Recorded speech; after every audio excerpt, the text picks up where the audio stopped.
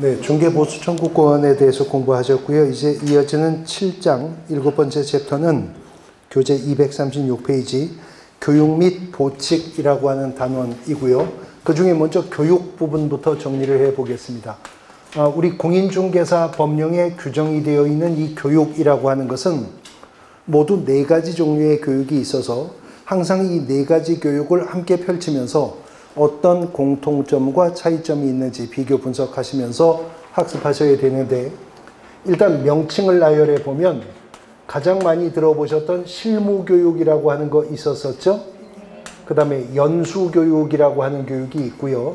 그 다음에 직무교육이라고 하는 교육, 그리고 부동산 거래사고 예방을 위한 교육이라고 하는 교육. 그래서 공인중개사 법령의 교육은 실무교육, 연수교육, 직무교육, 그리고 부동산 거래사고 예방교육, 이렇게 4가지의 교육이 있는데, 먼저 이러한 교육을 누가 실시하느냐, 교육 실시권자가 누구냐 하는 문제인데요. 실무교육과 연수교육은요, 예외도 없이 시도지사가 실시권자가 됩니다. 특별시장, 광역시장, 도지사, 특별자치도지사가 실무교육과 연수교육을 실시하는 겁니다. 그런데 이 직무교육이라고 하는 교육은 그 교육의 대상이 중개보조원이거든요. 그래서 직무교육은 시도지사뿐만이 아니라 등록관청, 사무소가 속한 지역을 관할하는 시장군수구청장을 우리 법에서 등록관청이라고 부르기로 했었죠. 시도지사와 등록관청이 직무교육을 실시할 수 있고, 부동산 거래사고 예방교육 실시권자가 가장 폭넓어요. 국토교통부 장관, 시도지사, 등록관청이 부동산 거래사고 예방을 위한 교육을 실시할 수 있습니다. 자, 펼쳐놓고 나서 비교해 보니까 공인중개사 법령에 규정된 4가지 교육을 제한 없이 모두 실시할 수 있는 기관은 어디뿐이에요? 시도지사뿐이라는 걸 알 수가 있죠. 등록관청은 직무교육과 부동산 거래사고 예방교육을 실시할 수 있지만 등록관청이 실무 연수교육 실시할 수 없는 것이고요. 공인중개사법상 국토교통부 장관이 직접 시행할 수 있는 교육은 오직 무엇뿐이다? 부동산 거래사고 예방교육만 국토교통부 장관이 시행할 수 있는 교육인 겁니다. 그런데 공인중개사 시험 시행기관도 시도지사였었죠. 그러나 공인중개사 시험은요, 시도지사가 시행하는 것이 원칙이나 공인중개사 시험의 수준의 균형 유지를 위해서 필요하면 예외적으로는 누구도? 국토교통부 장관도 공인중개사 시험을 시행할 수 있다고 했어요. 그러나 실무교육과 연수교육은 그런 예외도 없이 오직 시도지사만, 직무교육은 시도지사와 등록관청만 실시할 수가 있는 겁니다. 단 이들이 실시하는 실무, 연수, 직무교육의 전국적 균형 유지를 위해서 필요하다면 국토교통부 장관이 교육의 지침은 마련해서 시행할 수 있다는 거죠. 교육의 지침을 국토부 장관이 마련해서 시행할 수 있다는 거지, 직접 국토부 장관이 실무, 연수, 직무교육을 실시할 수 있는 것은 아니다라고 하는 거 유의하셔야 됩니다. 자, 그러면 이렇게 해서 시행되는 교육을 누가 받느냐, 교육의 대상이 누구냐 하는 문제인데, 먼저 실무교육이요. 이 실무교육은 누가 받는 교육인 거죠? 네. 개업공인중개사가 받는 교육이 아니고 개업공인중개사가 되려고 하는 자가 받는 교육이죠. 등록 신청일 전에 이미 실무교육을 받았어야 되는 거니까 실무교육 받을 때만 해도 그 자는 아직 개업공인중개사가 아니죠. 개업공인중개사가 되고자 하는 등록 신청인이 실무교육을 받는 것인데, 그 실무교육은 등록 신청일 전 얼마? 1년이요. 등록 신청일 전 1년 이내에 시행하는 실무교육을 받아야 합니다. 공인중개사가 공인중개사인 개업공인중개사가 되고자 한다면 그 공인중개사는 등록 신청하기 전 1년 이내 실무교육 받았어야 되죠. 배우셨는데 법인이 법인인 개업공인중개사가 되고자 할 때는 누가? 임원 또는 사원? 전원이라고 배우셨습니다. 전원이 실무교육을 받았어야 한다는 것이죠.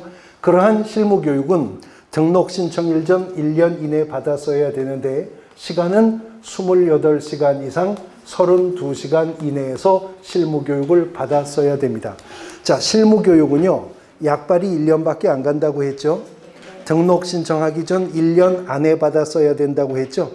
예, 그런데 실무교육을 받아야 될 대상이 또 하나 있는데 분사무소 책임자가 되고자 하는 자 실무교육을 받아야 합니다. 그래서 분사무소 설치 신고 시 구비서류가 3가지가 있었는데 그중 첫 번째가 책임자의 실무교육 수료증 사본이 있었던 거예요. 그러면 분사무소 책임자는 분사무소 설치 신고일 전 1년 이내에 시행하는 실무교육을 받았어야 될 것입니다. 그 다음 고용인 중에서 공인중개사 자격이 있어 업무를 수행도 할 수 있는 고용인이 누구였죠?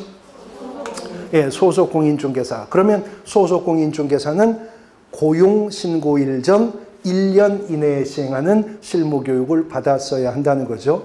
실무교육은 약발이 1년밖에 안 간다고 했어요. 근데 또 1년은 간다는 거거든요. 그래서 실무교육을 안 받아도 되는 자가 있는데요. 개업공인중개사가 중개업을 그만하겠다고 폐업신고했거든요.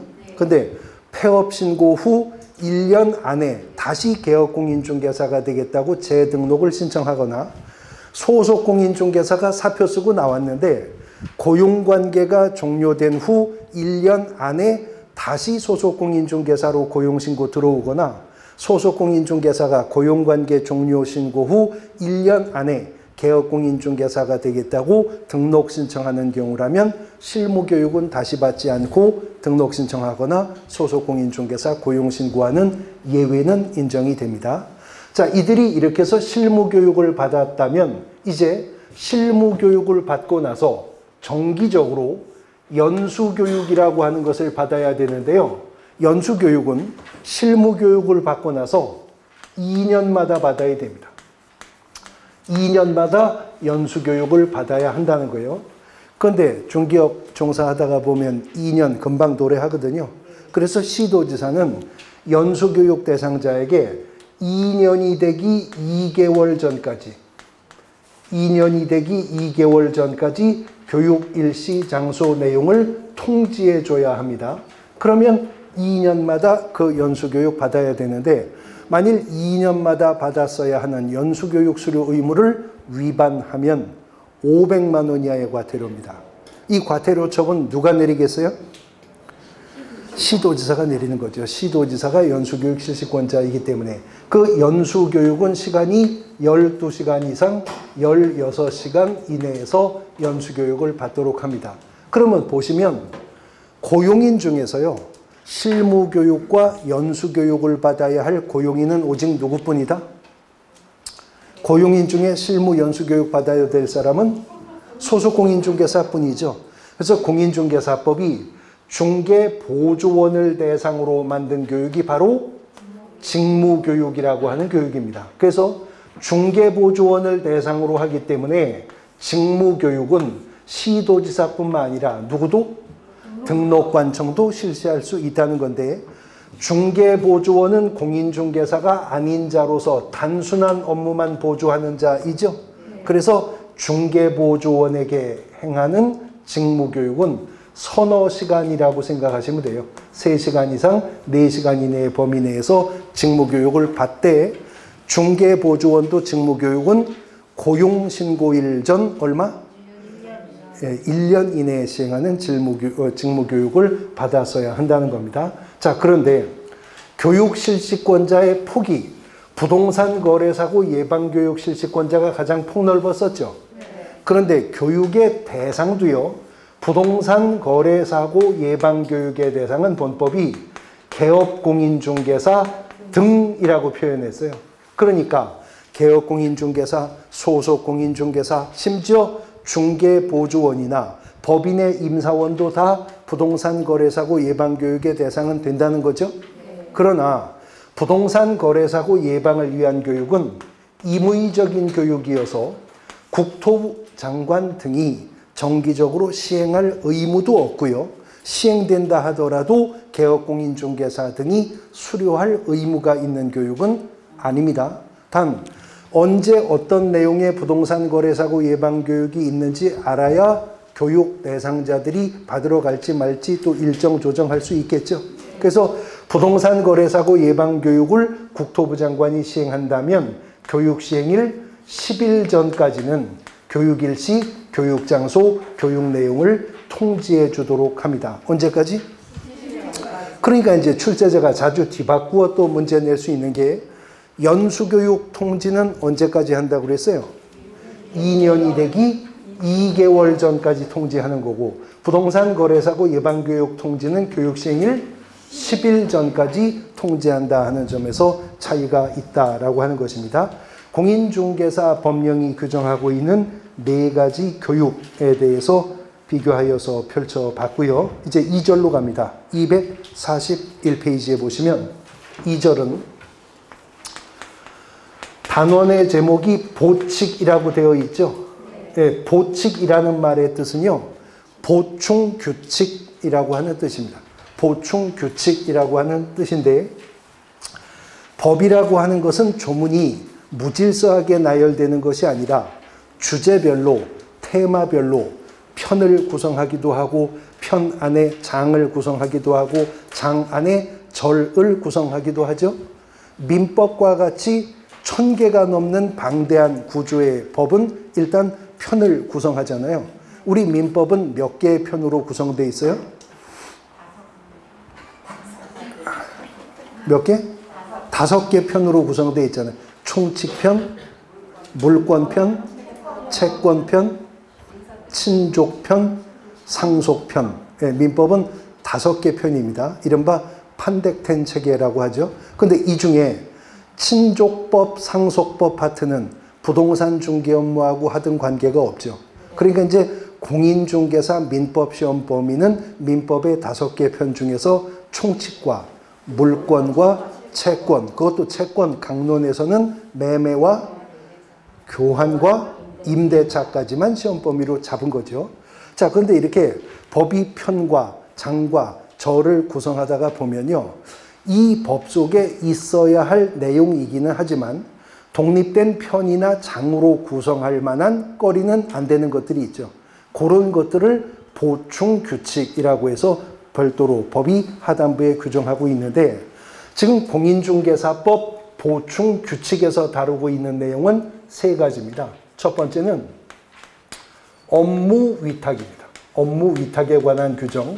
그 다음에 2번째는 신고 포상금제도입니다. 그리고 3번째는 수수료인데요. 행정수수료, 절차에서 부담해야 될 수수료 내야 하는 경우를 보칙편에서 규정하고 있고 출제되는 부분을 보면 이 중에서 압도적으로 포상금 관련된 문제가 주로 단독 문제로 출제가 되고 업무의 위탁이나 행정수수료는 이따금씩 간헐적으로 출제가 되거나 오지선다형 지문에 지문 1-2개 정도를 구성하는 형태를 보이고 있습니다. 자, 먼저 업무위탁편부터 정리를 해볼 건데 공인중개사법은 국토교통부 장관, 시도지사 등록관청이 그 소관 업무를 일정 기관 단체 등에 위탁할 수 있도록 하는 근거 규정을 두고 있는데 지금 현행 공인중개사법에서 구체적으로 위탁할 수 있다고 한 업무는 2가지가 있어요. 이미 우리가 챕터 2에서 공부했었던 공인중개사 시험을 시행하는 업무, 이거 위탁될 수가 있답니다. 그 다음에 또 하나 구체적으로 위탁할 수 있다고 한 업무가 지금 바로 우리가 먼저 정리해 놓고 온 이 교육 있잖아요.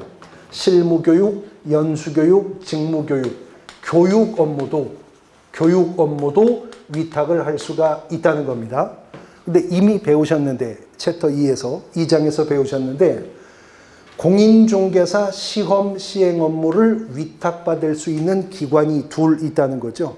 하나는 공공기관 운영에 관한 법률상의 공기업 또는 준정부기관이요. 공기업이나 준정부 기관이 공인중개사 시험 시행 업무를 위탁받을 수가 있고요.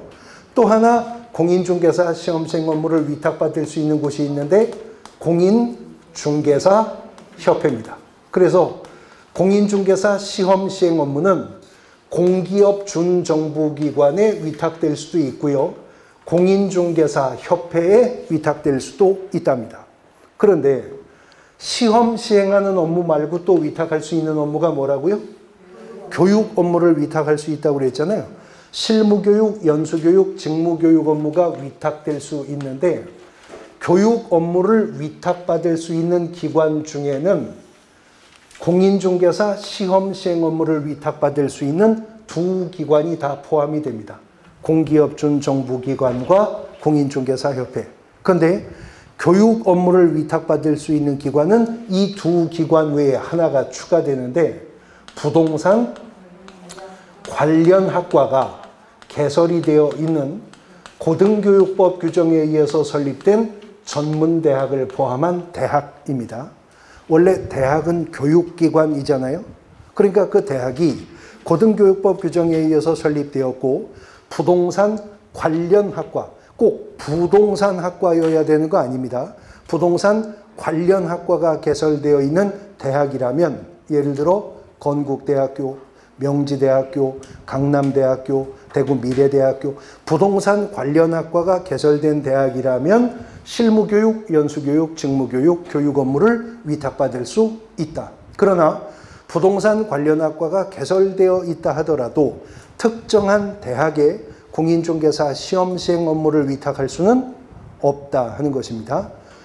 시험 시행 업무를 위탁했든 교육 업무를 위탁했든 특정한 업무가 위탁되었다면 위탁 업무의 내용은 관보에 고시하도록 합니다. 어떤 업무를 어떤 기관에 위탁했다는 사실은 관보에 고시하도록 하고 있다는 것이죠. 자, 업무 위탁에 관한 부분 정리해 보셨고 이제 두 번째는 244페이지 포상금 지급에 관한 부분인데요. 공인중개사법 위반 행위 중에 특정한 위반 행위를 선별해서 요 위반 행위를 신고 또는 고발한 자에게 인센티브로 포상금 지급하겠다는 것인데 이게 작년 31회 시험이 시행되고 나서 작년 겨울 개정이 되어서 신고 고발하면 포상금 주는 위반 행위를 추가했어요.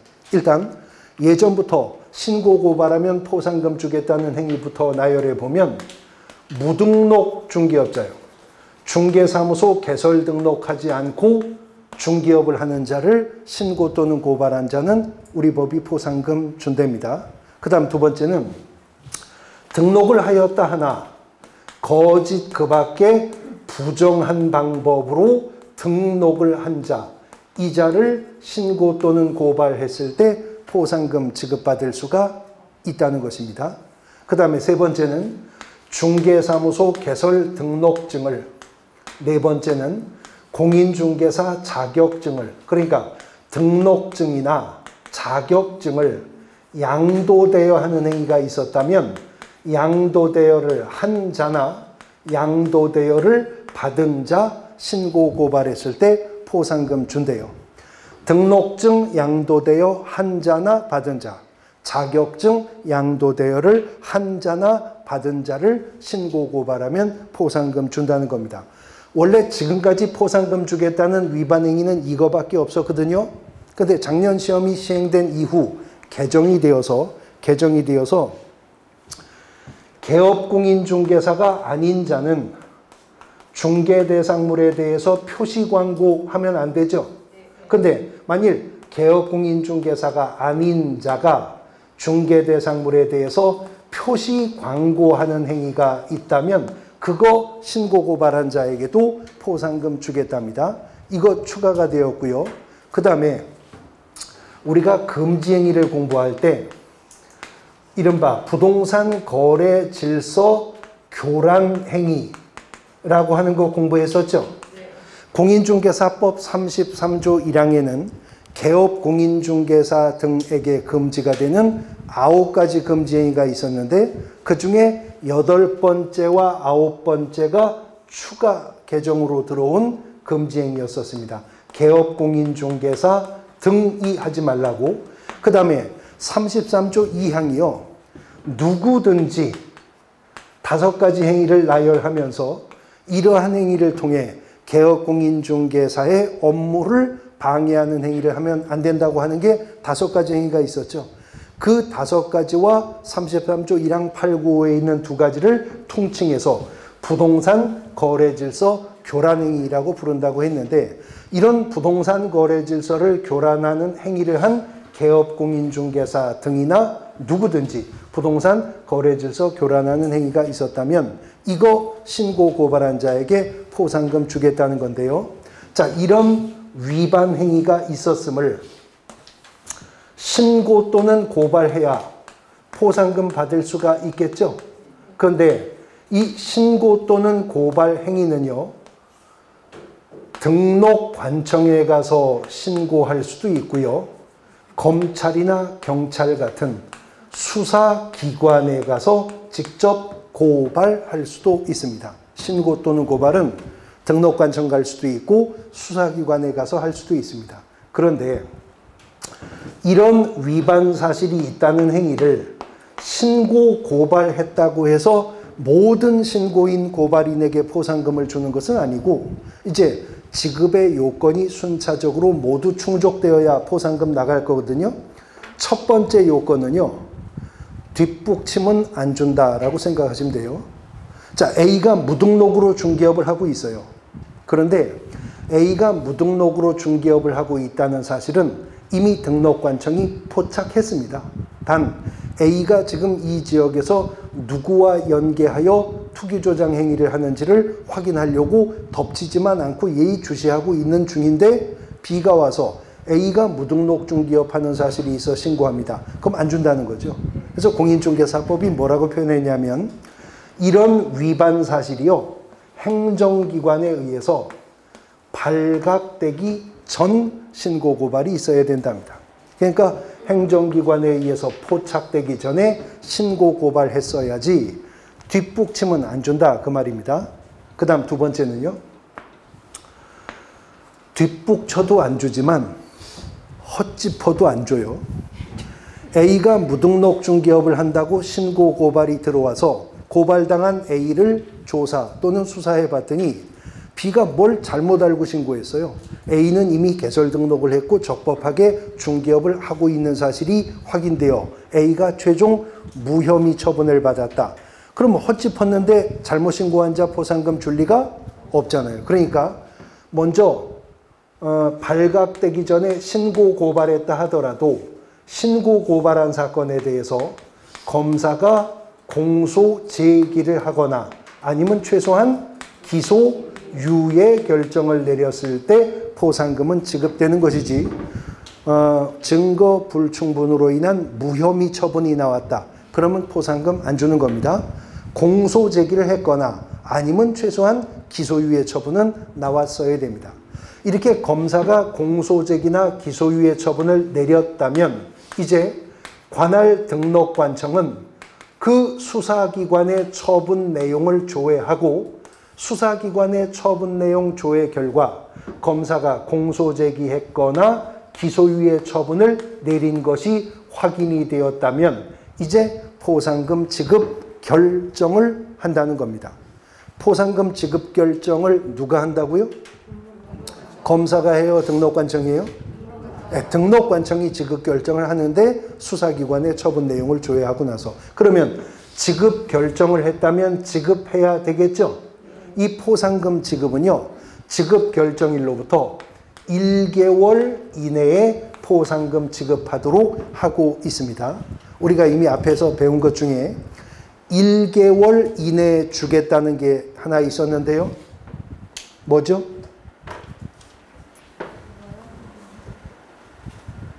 우리 공인중개사법령처 앞에서 1개월 이내에 준다는 거 있었잖아요. 그렇죠. 공인중개사 자격증은 합격자 결정 공고일로부터 1개월 이내에 지급한다고 그랬죠. 포상금도 지급 결정일로부터 1개월 이내에 지급하는데 얼마를 준다고 했냐면 공인중개사법의 포상금은요, 건당 50만 원을 줍니다. 유의할 것은 50만 원 이내에서 주는 게 아니고 건당 50만 원을 확정 지급한다는 겁니다. 자, 50만 원을 누가 줘요? 등록관청이 줘요. 그럼 이 50만 원의 재원은 어디서 마련해야 되겠어요? 등록관청이 주는 거니까 시군구 지방자치단체 예산 편성으로 이 돈 마련해야죠. 그런데요, 지방자치단체들마다 재정자립도의 차이는 현격한 차이가 있죠. 그래서 포상금은 등록관청이 주는데 그 포상금 중에 일부를 국고에서 보조할 수 있도록 했거든요. 근데 국고 보조 비율은요, 100분의 50 이내에서 국고가 보조될 수가 있다는 겁니다. 다시 질문. 포상금 50만 원을 줘요? 50만 원 범위 내에서 줘요? 네, 50만 원을 줍니다. 근데 그 50만 원 중에 국고가 보조될 수 있는 것은 금액으로 치면 얼마? 네, 25만 원까지 국고가 보조할 수 있다는 거죠. 50% 범위 내에서라면 국고가 보조할 수 있습니다. 그러니까 예를 들어서요, 강남구, 송파구, 서초구 포상금 지급 국고 보조 없음. 그래도 돼요? 네, 없어요. 그 다음에 노원구, 동작구 25만 원까지 보조 가능해요? 가능하죠. 그런데 금천구 30만 원 국고 보조 가능해요? 안 되는 거예요. 국고 보조를 한다면 25만 원까지 50% 범위 내에서만 국고를 보조를 할 수가 있답니다.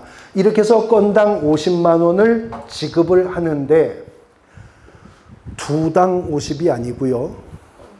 건당 50을 준대요. 건당 50을 준대요. 그러니까 등록증 양도되어든 자격증 양도되어든 양도되어의 위반 행위는 양도대여를 한 놈이 있으면 받은 놈도 있어야 위반이 성립할 거 아니에요?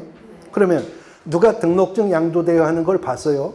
행정기관에 발각되기 전입니다. 그런데 오늘 등록증 양도대여 한 놈 수사기관에 가서 고발하고 하루 자고 그 다음날 그 등록증 양도대여 받은 놈 등록관청에 가서 신고하면 50, 50, 100 주나요? 그 한 건이잖아요. 건당 50이기 때문에 50만 원의 포상금이 지급이 되는데 이 50만 원을 누굴 주죠? 신고 고발한 자에게 지급할 거잖아요. 그런데 만일 하나의 사건에 대해서 2건 이상의 신고 고발이 접수가 되었다면 누굴 줘야 옳아요? 선착순이죠. 그러니까 하나의 사건에 대해서 2건 이상의 신고 고발이 접수가 되었다면 최초로 신고 또는 고발을 한 자에게 포상금을 지급할 겁니다. 선착순입니다. 그런데 하나의 사건에 대해서 이번에는 2인 이상이 공동으로 신고 또는 고발할 수 있잖아요. 이렇게 2인 이상이 공동으로 신고 또는 고발을 했다면 그때는 포상금은 균등하게 배분하여 지급을 할 것이지만 만일 2인 이상이 공동신고 고발을 하면서 그들이 배분 방법에 합의를 해왔다면 합의한 바에 따라서 포상금은 지급되게 될 것이다. 그런데 만일 2인 이상이 공동신고 또는 고발을 했는데 그때 배분 방법에 합의를 안 해왔어요. 그럼 어떻게 준다고요? 균등하게 배분해서 지급할 것이다. 균등하게 배분해서 지급한다는 것은 얼마씩 준다는 거예요? 25만 원. 아니라고요. 25만 원씩 주는 게 아니고 몇 명이 왔는지 쳐보고 둘이 왔으면 25만 원씩 주지만 10이 왔는데 25만 원씩 주면 아주 거기서 동창회를 하죠. 동창들 다 모아서 25만 원씩 받아서 그날 회식하면 되잖아요. 몇 명이 왔는지 쳐보고 n분의 1로 나누어서 포상금을 지급할 겁니다. 요거 기출문제 보면 이제 이런 식으로 나오는 거죠.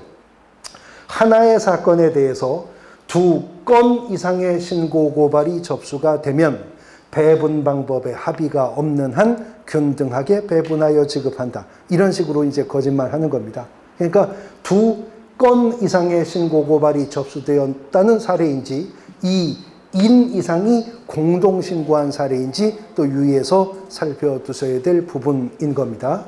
자, 이제 보측의 마지막 테마가 행정수수료라고 했잖아요. 공인중개사법 47조는 일정한 절차에서 부담해야 되는 돈, 수수료 내야 되는 경우를 47조 1항을 통해 각호로 규정하고 있는데 우리 공인중개사법에 수수료 내야 되는 경우가 6가지 경우가 있어요. 첫 번째는 공인중개사 시험에 응시할 때 응시 수수료 내야죠. 뭐 전국 모의고사도 돈 내야 시험 보는데 본게임 시험 당연히 응시 수수료 내야 시험 볼 수 있죠. 자, 공인중개사 시험에 응시를 할 때 응시 수수료 내야 됩니다. 그러면 응시했는데 합격자로 결정이 되면 자격증 줄 거잖아요. 자격증 언제까지 준다 그랬어요 아까? 네, 합격자 결정 공고일로부터 1개월 이내에 자격증이 교부가 되는데요. 공인중개사 자격증 교부받을 때 수수료 낼까요? 안 내요. 시험 볼 때 냈잖아요. 그러니까 합격하면 자격증은 그냥 주는 거예요. 근데 그 자격증을 분실했다, 훼손되었다 그런 이유가 있으면 재교부 받아야죠.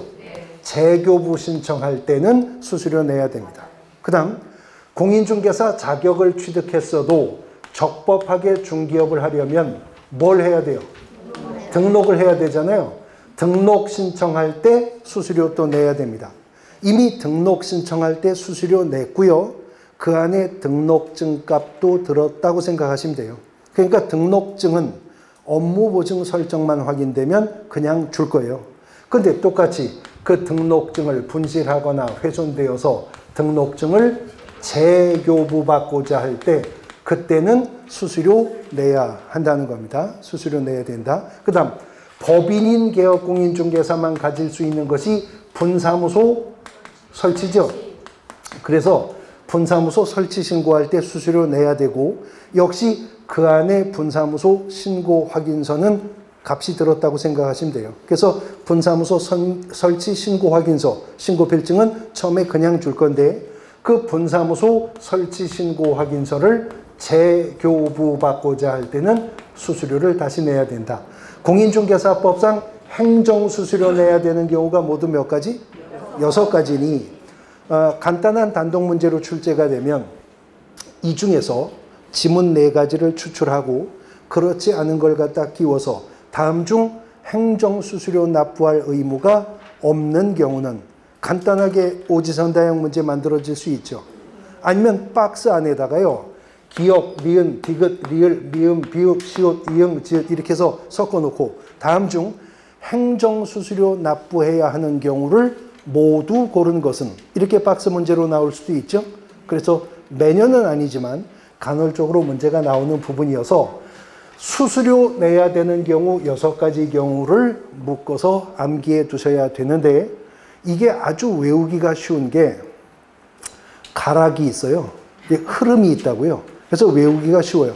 공인중개사 시험 볼 때 그 자격증 재교부 받을 때 등록 신청할 때 그 등록증 재교부 받을 때 분사무소 설치 신고할 때 그 신고 확인서 재교부 재교부 받을 때 수수료 냅니다. 공인중개사 시험 볼 때 자격증 재교부 신청할 때 등록 신청할 때 등록증 재교부 신청할 때 분사무소 설치 신고할 때와 신고필증 재교부 신청할 때 수수료 냅니다. 공인중개사 시험 볼 때 자격증 재교부 받을 때 등록 신청할 때 등록증 재교부 받을 때 분사무소 설치 신고할 때 신고필증 재교부 받을 때 수수료 냅니다. 벌써 외워졌죠? 공인중개사 시험 볼 때 자격증 재교부 받을 때 등록 신청할 때 등록증 재교부 받을 때 분사무소 설치 신고할 때 신고필증 재교부 받을 때 수수료 내야 합니다. 벌써 외워졌죠? 외우기도 쉽고요. 한번 외우면 까먹기도 어려워요. 그냥 나와버리거든요. 줄줄줄줄. 이렇게 6가지 경우 행정수수료 납부해야 되는데 그러면 수수료 안 내도 되는 경우들도 또 우리가 묶어서 외워야 돼요? 아니죠. 아닌 게 아니면 기니까 이거 아니면 다 수수료 안 내도 되는 경우라고 보시면 되는 거죠. 그런데 낸다 안 낸다 물어보는 문제에서 유의하셔야 될 게 휴업 신고할 때 수수료 내요? 폐업 신고할 때, 재개 신고할 때, 변경 신고할 때, 인장 등록 신청할 때, 고용인 고용 신고할 때, 고용관계 종료 신고할 때, 등록관청 외로 사무소 이전 신고할 때 그거 하나 냅니다. 그래서 유의하셔야 되는 거예요. 지금 사무소 이전 신고할 때 수수료 내라는 말이 없잖아요. 그런데 개업공인중개사가 3개월을 초과해서 휴업하려면 미리 휴업 신고해야 된다고 배우셨죠? 휴업 신고할 때는 등록관청에 휴업 신고서에 등록증 내야 된다고 그랬어요. 그런데 휴업 신고했던 개업공인중개사가 업무를 재개하려면 재개 신고해야죠. 그러면 재개 신고를 받은 등록관청은 등록증을 즉시 어떻게 한다? 반환한다고 배웠어요. 맡겨놨던 그 등록증을 그대로 되돌려 받는 거예요. 반환이지 재교부가 아니기 때문에 휴업 신고할 때도 재개 신고할 때도 수수료는 안 냅니다. 그런데 개업공인중개사가 중개사무소 이전한 사실 신고할 때도 등록증을 내죠. 등록관청 외로 사무소를 이전했다면 이전 후 등록관청에 등록증 내야죠. 그러면 이전 후 등록관청은 사무소 이전 신고서와 함께 등록증을 받고 이미 등록증에 사무소 소재지 등이 다 바뀌어버렸잖아요. 그러니까 등록증을 받고 개업공인중개사에게 등록증을 어떻게 한다? 재교부한다고 그랬죠. 그래서 등록관청 관할구역 외로 사무소 이전은 등록증 재교부 절차가 뒤따르기 때문에 등록증 재교부에 정하는 수수료를 납부해야 되는데 이때 수수료 얼마 내야 되느냐? 가액은 공인중개사법이 정하지 않고 당의 지방자치단체 조례가 정하는 수수료 내랍니다. 근데 한 가지 유의하셔야 될 게 있어요.